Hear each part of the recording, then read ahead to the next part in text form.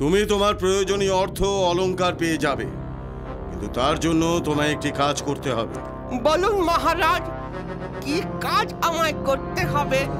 এই আমার মেয়ের বিয়ের অর্থ জোগাড়ের জন্য যে কোনো রকম কাজ আমি করতে প্রস্তুত। বেশ বেশ, তাহলে তুমি নিশ্চয়ই এই পৌষের শীতে সারা রাত রাজবাড়ির ওই পুকুরের জলে বুক অব্দি ডুবে থাকতে পারবে।